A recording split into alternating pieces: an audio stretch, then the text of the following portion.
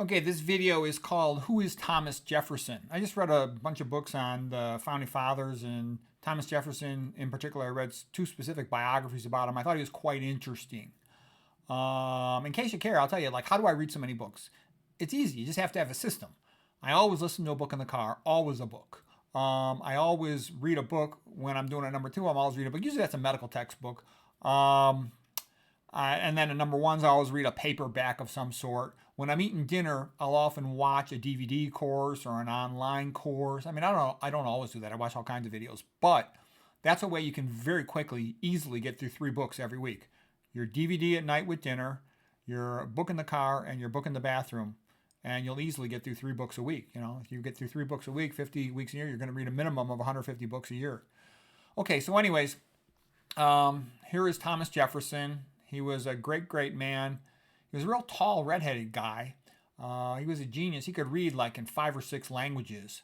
He was sort of known as a polymath, just really well informed on numerous different topics. Here he is writing the Declaration of Independence with Ben Franklin proofreading it and John Adams as well. America is very fortunate to have such good, brilliant men as founding fathers.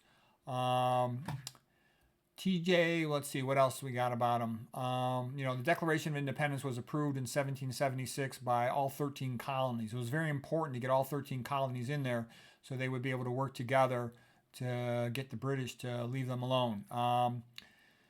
Let's see. A Bill of Rights is what everyone is entitled to on earth.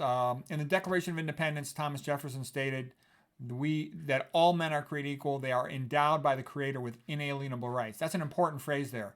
By the Creator, by God, with unalienable rights. What that means is they cannot be taken away from you.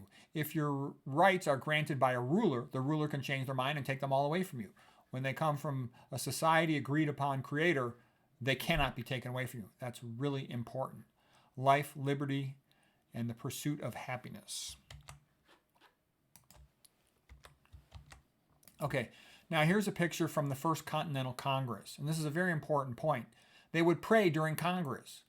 In the government buildings of that time, like the Capitol in particular, but also the Treasury and other government buildings, they had church every Sunday. So I want that to sink in. They had church every Sunday.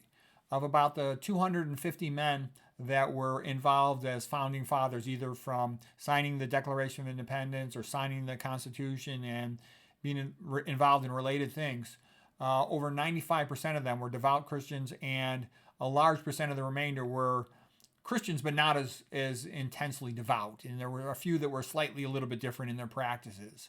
Okay, but it's an important point. They went to church together. They prayed together. So people should know this. America was not just Christian, it was intensely Christian amongst the founding fathers. And that's a big part of how it was free. Okay, this painting here is American Founding Fathers Praying to Their Christian God by Thomas Madison, 1848. Thomas Jefferson, when he was president, he would have the Marine Band play in the church at the Capitol. So at the Capitol on Sunday, the politicians would all go to church, okay? And they'd have the Marine Band playing their Christian music. Thomas Jefferson said, "No country can survive without religion. Christianity is the best religion. The words of Christ can stand alone." And he devoted himself to supporting the Christian religion and its influence on education and in politics. TJ promoted National Days of Prayer. He wrote that all officers should go to church on Sundays, and if any of them disrupts church or interferes with it, they should be set up for court-martial. We would consider him a religious fanatic by the standards of today. Here's this painting for the signing of the Declaration of Independence. All these guys, devoted a major part of their lives to founding the United States with freedom of speech and a lot of other rights, which, we sort of took for granted, but you could lose them very easily. So, hopefully this will continue, that men will step forward and really support freedom, because there's a lot of legislative back and forth on persons trying to take freedom away. In general, you'll see that pattern as Christianity wants freedom for the individual, whereas atheism does not. Rulers tend to want atheism because then they can take everybody's rights away and have total power. Okay, here's some of the books I read. The Jefferson Lies by David Barton. I thought this was a great book. What I liked about him especially is he goes back to primary sources from those days. You're going to see that most of the old history books quoted a lot of primary sources, before 1900 versus many of the modern books. They just quote other moderns, and a lot of stuff they say is flat out not true. Thomas Jefferson and the Art of Power by Meacham was okay. Meacham's a decent historian, but I thought he's a little bit wimpy. Killing England by Bill O'Reilly and Martin Dugard, very entertaining. Lots of action. It's well written. It's sort of geared to entertain. McCullough is almost like a psychological version of history. He was good. I didn't find him as exciting, but he was good. I trust him. American Heritage 10 DVD course on the Founding Fathers by David Barton. I enjoyed that. That's one example I would say, I watched at dinner time. You're sitting there eating dinner. It's fun to watch these documentaries of history, for example. TJ, what did he do that was good? He doubled the size of America, more than doubled it, by the Louisiana Purchase, buying that from France. He really represented especially the sort of patriots from the South, and they wanted an agricultural society. They wanted a small federal government. He did everything he could in his power to end slavery. It wasn't that easy to do. If you freed your slaves, you were still responsible for them financially, and he was really broke on money. He ended up losing his property when he died. He wasn't able to give it to his family. It was taken away from them because of all his debt. John Adams and Alexander Hamilton are two of the sort of classic Federalists, which was really more of a northeastern England, okay? The Northerners wanted more centralization of power. They wanted a government system at that time which mimicked that of England. And TJ did not like this. He saw the Federalists as trending into monarchy, being too much like England. That's why he had more appreciation for France. TJ donated money to churches, to preachers, to missionaries, to Bible studies. He would write them letters of recommendation, helping them to get jobs in government and everywhere else. He was very, very strong supporter of Christianity. Some people say, well, hey, they've heard of quotes from TJ criticizing clergy. What was that about? Well, the northeastern clergy were the Federalists. Pastors were very influential in those days. They were Protestant pastors. There was no tax exemption, nonprofit organization type effect on them, so they would speak freely. And the Federalists from the Northeast, they did not want Thomas Jefferson's view of things. They wanted to go with, John Adams, Alexander Hamilton towards a more centralized government mimicking that of England. But the other clergy, more from the South and other areas, TJ was very close friends with them, many of them, and very supportive of them. TJ read the Bible every night before going to bed. He was a member of Bible studies. He did everything he could to make sure students had Bibles, his family members had Bibles. Here's an interesting quote from David Barton describing how TJ would judge the intelligence in a professor or some man who was supposed to be learned. He'd first see if the guy had a sense of humor. He felt that so-called educated men who lacked a sense of humor were, to some extent, sort of phony. He didn't trust them as much or like them as much. He looked at their integrity. Do they have a reputation of being honest? And some proof of that. What is their so-called science? Are they well-informed? And then are they hardworking? Are they industrious? Okay, that's good. So the unique thing about that was he looked for their sense of humor. And in my experience, that's true too. Usually people with a good heart that are, well-informed and smart, they're kind of nice. They're kind of fun. They want to joke around. They have a pleasant sense of life and openness. And usually the ones who I found to be jerks with secret agendas causing trouble are the ones that lack a sense of humor. They're real prim and proper, and they're usually phonies. They usually don't know that much either. Okay, pastors in those days had lots of influence like we talked about.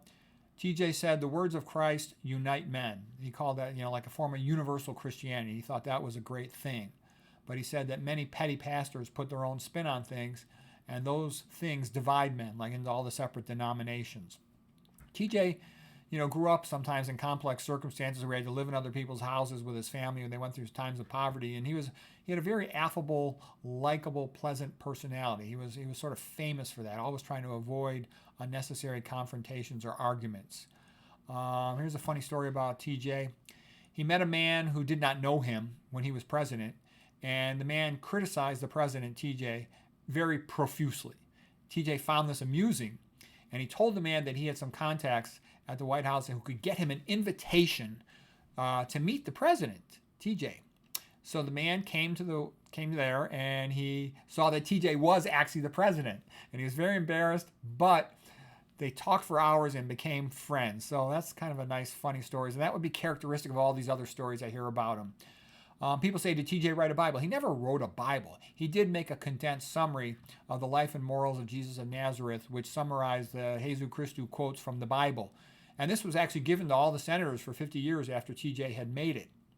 He also wanted that to be used to help to teach Christianity to the American Indians of that time.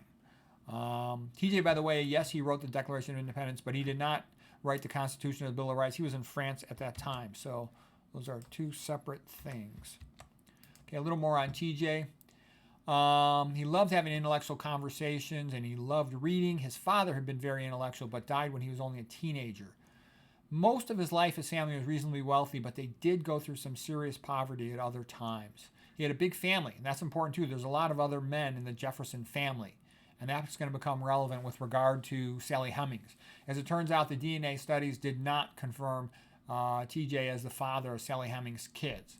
Now, David Barton goes into all the details of that and comes to the conclusion that there's no proof that TJ had any children with Sally Hemings or even a romance with her, but there's other historians who said they did, but it turns out that when they reanalyzed the DNA data, it was not confirmatory of TJ having been involved with her in that romantic way. Okay, TJ, he loved studying all these foreign languages, and he could read Greek, Latin, Italian, French, Spanish, and English. It was rather amazing. He would compare Bible translations in different languages. He loved, he's a horseman, he did fox hunting. He was actually real knowledgeable in theology, medicine, law, science, natural history. He wrote books about these things. He was known to other people as like a walking encyclopedia. A person would talk to him about science, think he was a scientist, talk to him about natural history, think he was a biologist, talk to him about theology, think he's a preacher, talk to him about philosophy, think he's a philosopher. He was so smart and knowledgeable, this guy. He went to William and Mary College in Williamsburg. He became a lawyer. He was only 33 years old when he wrote the Declaration of Independence. He was truly, the concept we would say of a Renaissance man. He considered laziness a sin. When he was interested in a subject, he would read 15 hours or more in one day. That's how he would wake up early and then read as much as he possibly could through the day. As he got older, he put more emphasis on exercising and walking in the afternoon to stay healthy. And he came to recommend that a man should walk and exercise at least 2 hours a day. And that kept him very fit, and he lived a relatively healthy, long life. The story about his wife is kind of sad. He loved her, super much. And she was kind of sickly. I think she had like diabetes, and she died after only 10 years of marriage. And only two of his kids survived into adulthood. He had 6 children. I think he had a bunch of kids with her. Only 2 survived into adulthood, and one of them died after having a baby. So he had a lot of sadness about his family stuff. He was the second president of the United States. And one of the things I like about him is he was a major promoter of free speech. He was very strong promoter of free speech. Free speech is good for everybody because it promotes freedom for everybody. If people are allowed to discuss a topic, they will tend to work to the truth. That's why you have to have free speech, so you can work to the truth. When free speech is censored, as it so often is, and it's getting worse and worse nowadays, then it's hard to figure out what the truth is. And that makes people more vulnerable to being controlled by an unfair ruler. Now, other things people will talk about with regard to religion in TJ, that he removed Anglicanism, like the English Church of England, had been obligatory in parts of Virginia when he was younger, and he didn't like that. So when he talked about separation of church and state, what he meant was he didn't want a government imposing a single religion on the people. He wanted people to be able to study religion on their own and choose their own denomination. So what he wanted was the church involved in school and in education. He just didn't want the government to insist on a single denomination that everybody had to obey. He was really big on recommending the Bible for all the students and other Christian things for everybody.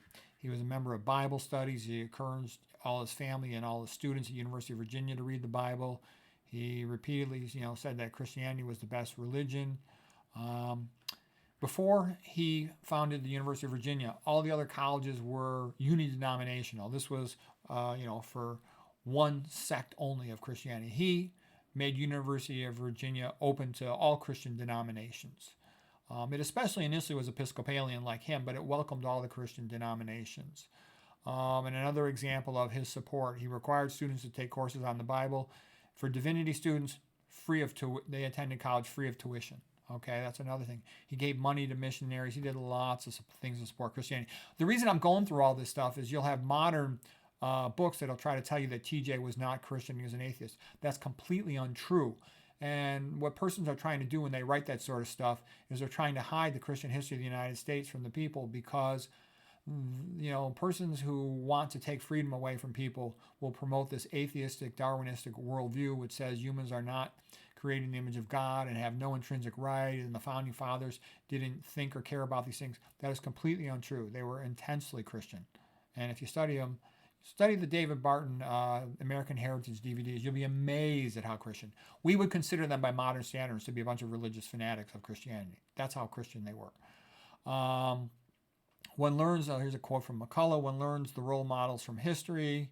One needs to study the men of the time to get the context of history. That's a David McCullough quote. He's a good historian. He's not as good as Barton, though. Barton's better. So anyways, I thought that was interesting studying Thomas Jefferson, and the more I studied him, the more I liked him.